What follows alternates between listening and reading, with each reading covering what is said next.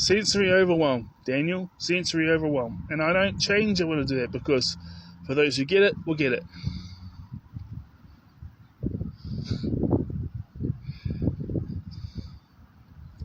Wandering mind. It's a sign of ADHD. And that's just me being myself. I'm fully masked. I'm fully unmasked, like I do my very best to be unmasked when I'm around people. And I'm pretty much, I might smile if I get a bit nervous, but sometimes, and there's a difference between that smile, so I'm trying to fake it now. But there's a difference, you can tell. Sometimes I'm laughing because I'm actually just, maybe the dopamine's high because of whatever, doing things I enjoy, or, vitamin D raises the dopamine. We always used to believe in getting out into the sun because, here's a joke. Just like, see, Waterboy, so I'm laughing, is like, it's true, but the way they say it is wrong. And that's what makes it funny, because it's true, but man, he's got the wrong way of saying it. Well, Mama said, alligators. Mama said happiness comes from sunshine, or something like. Mama says, like, you're feeling down when you got a lack of sunshine. You're feeling a little bit blue, or something like that. The Abdullah Oblongata. My mama said the Abdullah Oblongata.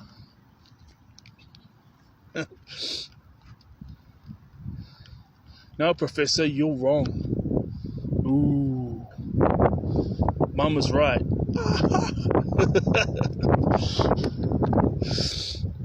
So there was actually, when it came to the sunshine thing, there's a nugget of truth, but it's just the way you say it. It's like, how about you say vitamin D is in the sun, and vitamin D increases from dopamine levels.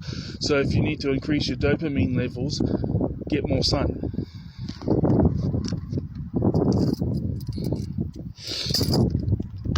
So yeah, it's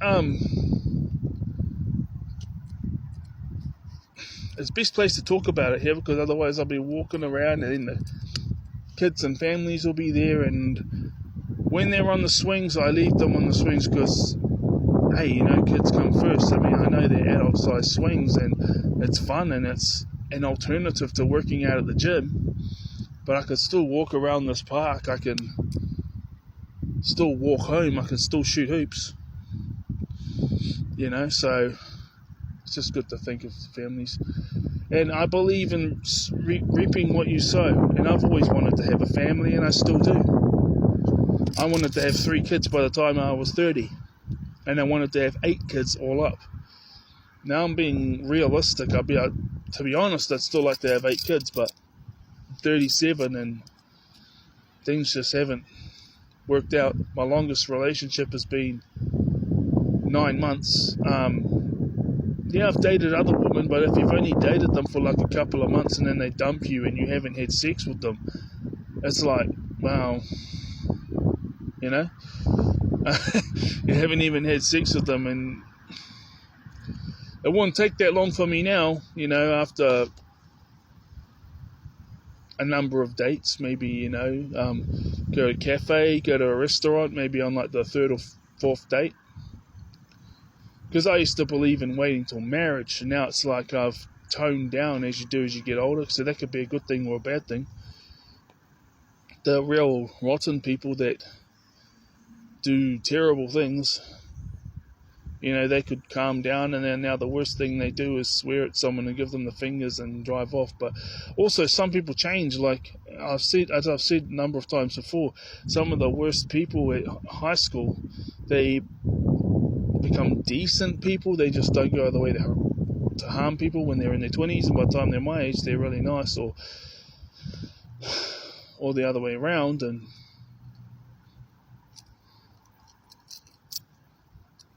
I'm just glad I always eventually stood up for myself. And then once I got to my late 20s up until my mid 30s, it was like I'll stand up for myself straight away if someone's swearing at me. And then now it's like, well, actually I don't feel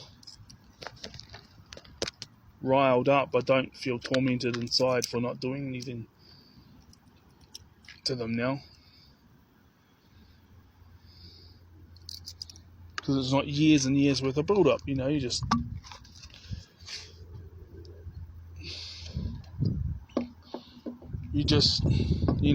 just like this, and they're going at me, and I'm still like this, and it's like, yeah.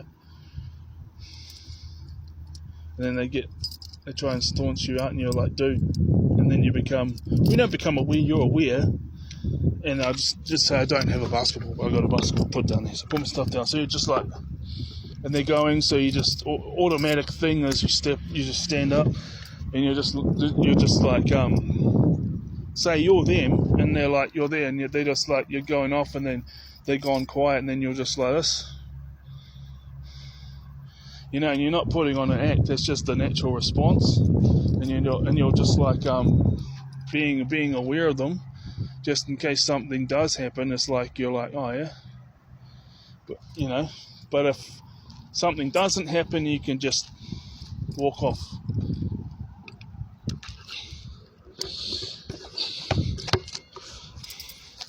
That's just my natural response. I just like, how do I explain it? I suppose is it. So, I don't get overwhelmed by stuff like this, and I've been thinking about that, and because they talk about overwhelm, but the thing is I don't get sensory overwhelmed by listening to music at home. I don't get sensory overwhelmed by listening to music on my phone, putting it in headphones. The danger of that is losing. I reckon you could get it back, because I used to turn it right up just to hear the music. But then after years of not using the headphones because I was afraid of going deaf, all of a sudden I had the same quality of headphones, the same make. And it's a year or a couple of years later, at least, and then all of a sudden you have it on half of the volume, you can hear it fully. So I do believe that your hearing can be restored from that personal experience.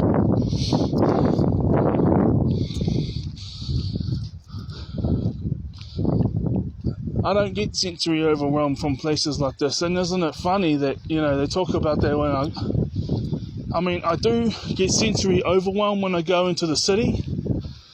When I go shopping, I have to take my sensory earbuds.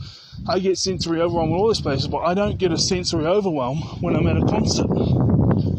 With thousands of people, I don't get sensory overwhelm there. I suppose that's why I like their music. And it's funny, because nothing changes when you become aware of the autism and ADHD. The only thing that changes is now you have a label that can give you. And it's funny, growing up, you can't put me in a box. I'm sick and tired of people judging me and putting me in a box. You get to my age and it's like you have autism and you have ADHD and everything that describes you perfectly is within those two boxes. It's 50% of each. And then there's different levels and you're like, oh yeah,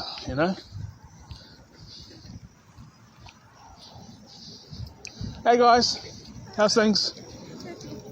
Hey, how's things?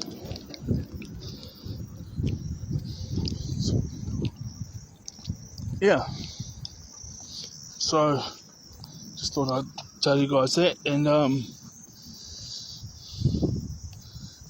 I get sensory overwhelm going to the city. I get sensory overwhelm, even though the Wellington region combined, all of it together has 500,000. When I moved here 3 years ago, and I check it, so someone's honking at someone. And it's funny, twice I've had a car honk near me today, but that's alright. Hey, you dude, how's things? Alright, have a good day.